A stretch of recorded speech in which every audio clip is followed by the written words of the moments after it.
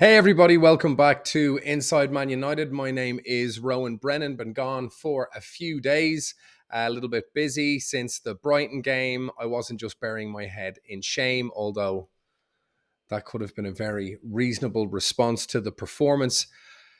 So much is going on at the club. 12 injuries to the first team, 3 losses in 5, dressing room leaks, dressing room rows with players, takeover talks. Is it going to happen? Is it not going to happen? A disaster of a summer transfer window, given what other clubs have been doing and what we ended up spending. Results have been poor. Even the games we've won, it's been abysmal. The Brighton game just really showing the raw deficiencies in this team and the leaks that have come out from the club since. Now, whether they're leaks, I don't know. It's just been absolute chaos. I don't know another manager in my memory of supporting the club for, well, I've been alive for 40 years, but in memory for maybe 35, 34 years, I've never known a manager to go through this much chaos in such a condensed, short amount of time.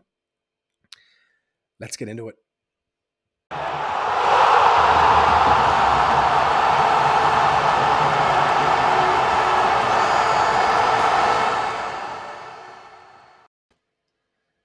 So first and foremost, the Brighton result was quite poor. I mean, we did well in the opening 20 minutes. I think Ten Hag surprised De Zerbi with his formation, a very narrow diamond midfield, basically a 4-4-2. Bruno up top, Casemiro down the bottom, Eriksen slightly out on the left, and McTominay out on the right. And it did cause De Zerbi's Brighton some issues in the beginning. We carved out some chances, and he just made one small tactical tweak. He uh, basically stopped us from doing our press.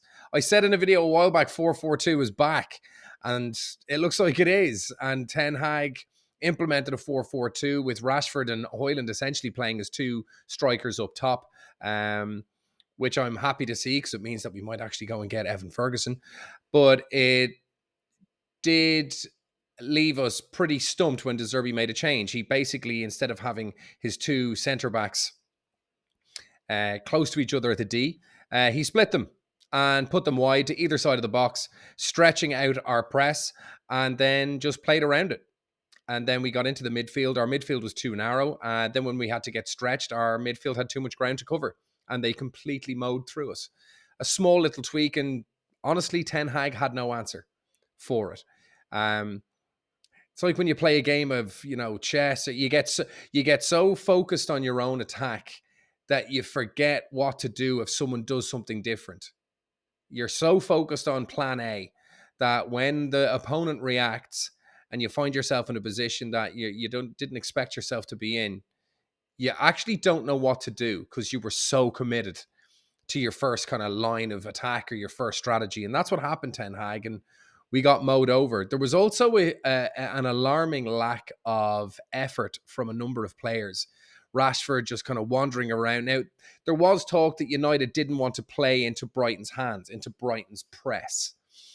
So that's why they kind of stood off them and they weren't running at them, because they just didn't want to leave gaps behind them. So they were just kind of a little bit more withdrawn.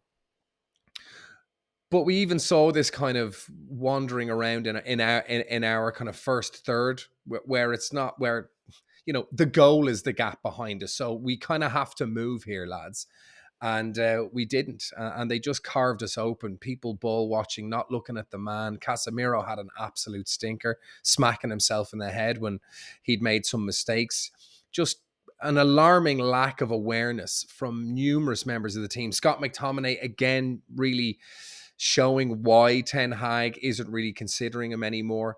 And Ten Hag did show a little bit of naivety. I mean, I think a lot of United fans have shown a lot of faith in Ten Hag so far and have trusted in his decision making. And certainly last season, he made a lot of in-game changes, tactical changes, and substitutions, and was lauded for it. He hasn't really shown that this season. 3 games out of 5 we've lost, and the 2 that we won, we shouldn't have won one, and the other we had to come back from 2 goals down to scrape a 3-2 victory. This has been an alarmingly bad start. Now, he's been dealt a really bad hand. Anyone clamoring for Ten Hag to be fired is out of their mind. This is ridiculous. Let's look at what we've done in the last 10, 11 years. It's just been jump from manager to manager, spend big on underwhelming, inadequate personnel pretty consistently. I'd say there's only about, you can count the amount of decent transfers, decent, not even amazing, decent transfers United have had on one hand in 11 years. Ibrahimovic for a season. Varane, the jury is still out on that one. Bruno Fernandes, Daniel James, because we actually made a profit. And I can't really think of anyone else. I genuinely can't. Martinez, maybe. But again, only had one good season. Certainly, we've only had 3 or 4 good ones since before Ten Hag, post Ferguson, pre Ten Hag.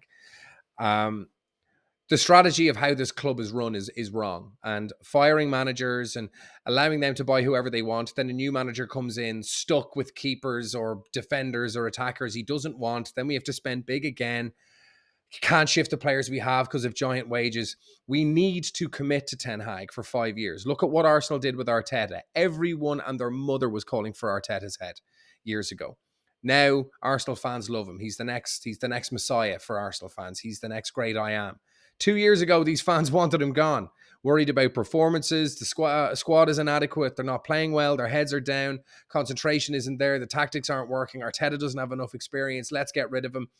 And they just stayed with him and believed in the project. Now, I understand they tried to do that with Ollie and tried to give him a bit of time. But again, Ollie didn't really have much pedigree. Now, you can say Arteta didn't either. The thing is, Ollie was losing the dressing room. The tactics weren't really there. The style of play wasn't there. At least with Arteta, you can see what he's trying to do. And the same thing is with Ten Hag. You know what he's trying to do. He wants to play like a 4-1-4-1, 2 banks of 5, increase a high press, be able to transition and counter press as soon as we lose the ball to move back. Now, we're getting the first part of our tactics right with the press.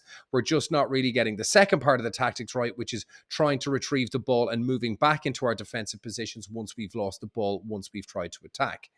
It takes time. Ten Hag needs to be given time. Anyone calling for his head is an idiot, to be honest. Who are we going to get? Oh, get De Zerbi. Then De Zerbi's going to need his own players. Then he has to get rid of the rot that's within the club. There's clearly leaks coming from the club. Stuff coming out about dressing room unrest.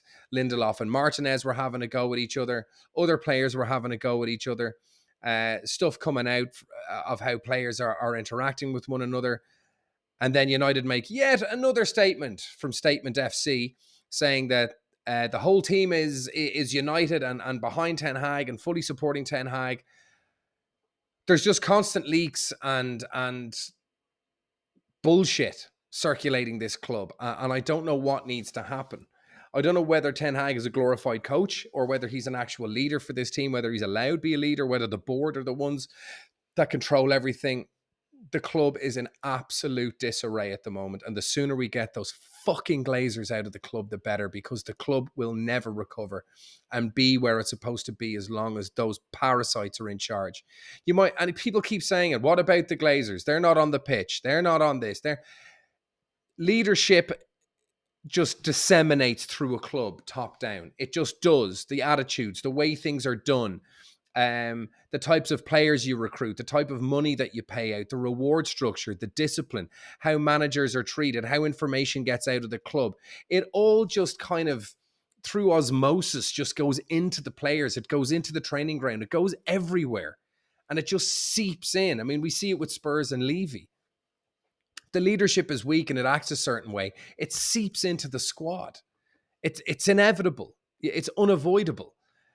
So people go, oh, you can't keep blaming the Glazers. Yes, you fucking can. It's an absolute circus of a club. Look at the way it's been run. Look at the transfers.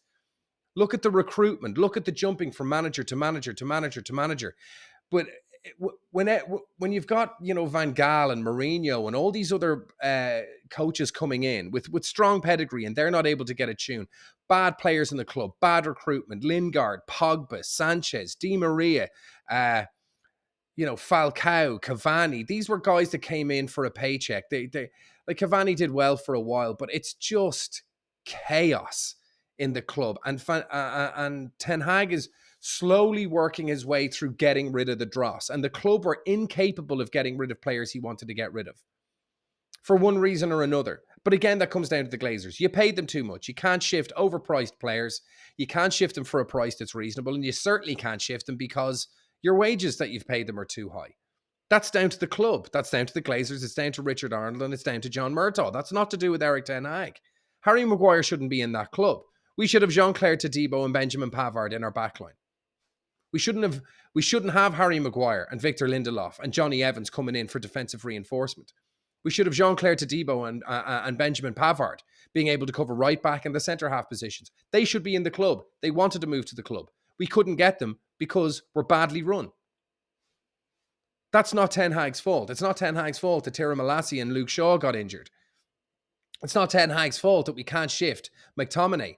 It's not Ten Hag's fault that Anthony may or may not have done something and, did they do their due diligence? What are you supposed to do? Give us the number of all your exes so we can ring them. What are they supposed to do? It's insane. There's only so much you can do a background check on someone until you realize, okay, how are we supposed to know that? Jadon Sancho, he inherited that problem. Maguire, he inherited that problem. Greenwood, he inherited that problem. This is not Ten Hag's fault. It's just when a building is built on a foundation of sand, it's never going to be stable. And the Glazers are loose sand at that club. It's absolute chaos. And once we get some players back and he starts getting the first 11 playing the way he wants them to play, once Varane is back, looks like he's back training, which is good. Kobe Mainoo is back. Hannibal, delighted for him that he got at that goal from midfield. Once we start getting players back, Mount is back playing and training. I don't know whether that's great news for many people, but it's just more bodies that we can rely upon. And once Ten Hag gets these players back, gets a first 11 that has some semblance of what he wants out on the pitch, we might be able to start putting something together.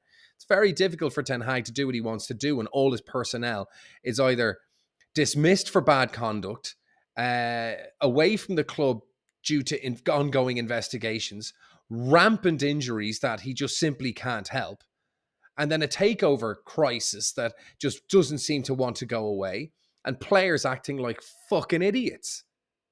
I mean, there's not a lot he can do about, the likes of Sancho, Greenwood, and Anthony. But what's he supposed to do? He just has to play the cards he's dealt and try and bob and weave and move with the times. That's all he can do. And we have to back the manager. We cannot go into another manager and start chasing the new shiny thing. We just can't do it. We have to back Ten Hag. We have to give him a 5-year project. We have to give him the players that he wants. We have to get rid of the players he doesn't want and give him an opportunity to actually instill some sort of an identity into this team when he's trying to deal with the bullshit from, managers of Christmas past, present, and future. I mean, it's just bananas. It really is. So we have to back him. We have to give him time, and we have to try and let him get these players back from injury and to try and breed some sort of identity into the club. He did very well last year, and we all backed him. He did very well with chaos surrounding him. Now it's just even more chaos, and he's struggling because he's got 12 players injured, and he hasn't been able to get rid of players that he wanted, and he hasn't been able to bring in more players that he wanted. So just everybody take a breath. It's an absolute disaster at the moment, but just take a breath and give him some time to get rid of the shit and to get in the players that he wants and tries to put some identity into the club. Pep Guardiola would never have had to put up with this bullshit. Arteta would never have had to put up with this bullshit. When he wanted players gone, they were gone. When Pep wants players gone, they're gone. When Ten Hag wants players gone, we don't know. We can't find buyers. Their wages are too expensive. It's a little bit difficult now. Is there any chance you could maybe use them? Let's see what we can do. Just give us some time. We're trying to sort out these other scandals. We're trying to sort out the takeover. No, we don't have money to get those players because we're a terribly run club. Just give the man a chance, okay? So Ten Hag in, support the manager. Don't be talking about trying to get rid of him because it doesn't do him or the club any good. And the fans need to stop buying into the media circus bullshit and stop adding fuel onto a fire that the media is creating because people are too impatient to want to wait and they just see the likes of Manchester City and Arsenal pulling away from us and we start getting antsy and we start kind of knee-jerk reaction and, okay, get rid of him and bring him in. It doesn't work like that. We need to follow Arsenal's example and back the manager. We need to back him like we back Arteta and see what happens. So everybody just calm the fuck down. Wednesday, we are obviously going to Germany to play Bayern Munich. Now, this is a Bayern Munich team that I'm not overly impressed with. Yeah, they've got Harry Kane. They struggled against Leverkusen, a very good Leverkusen managed by Xabi Alonso. This Bayern team, while beatable with a full strength team, I don't think Ten Hag is going to be going in there with any sort of ambition to do anything other than get a draw, maybe sneak a win, but not losing this game is absolutely imperative for the morale of the players, morale of the supporters, to keep the media off their backs and to play with some semblance of discipline and intelligence in the back and to try and defend against what is a very potent and very fast forward line. But there is a midfield there that we can take advantage of, and we might be able to sneak a goal. Who knows? But we've got a lot of injuries to contend with, and we need to play intelligently and not lose. This group is it's very possible to navigate it and qualify, whether we're in first or second. We just need to hopefully not lose against Bayern and beat the remaining teams. I think it's Copenhagen. I can't remember who the other team is. But there's, 7-8 points up for grabs in this group. And maybe we can get something at home once we have a full strength team against this Bayern Munich team. But we just need to back the manager. Don't give in to the media hype and bullshit where they're trying to put a storm in a teacup. Yes, there's a lot of crap going on, but it ain't Ten Hag's fault. Back the manager, allow these players to come back from injury, let the takeover process run its course, get rid of those vampire bastards, and try and give Ten Hag some sort of a foundation on which he can build a credible team and a credible title challenge. Maybe not next year, but maybe the year after. So everybody just calm down, back the manager, let him do his thing. He hasn't gone from a good manager in season 1 to a shit manager in season 2 when he's had a mountain of injuries, a bunch of player scandals, potential dressing room leaks, players that now know that they have no chance of playing under him, that the club are incapable of getting rid of, and now he has to allow them stay in the dressing room and fester and probably talk shit behind his back to other players, which is highly unusual in any other sort of credibly run club. Give the man a chance to get rid of the shit, to bring in who he wants, to get players back from injury, to get this club takeover taken care of, and then the guy can actually try and focus on doing his job properly instead of trying to swim lengths in a pool with his hands tied behind his back and his legs tied around his neck. So, everybody, calm down, back to manager. Thank you very much for tuning in. Hit like, hit subscribe, and I'll see you on the next one.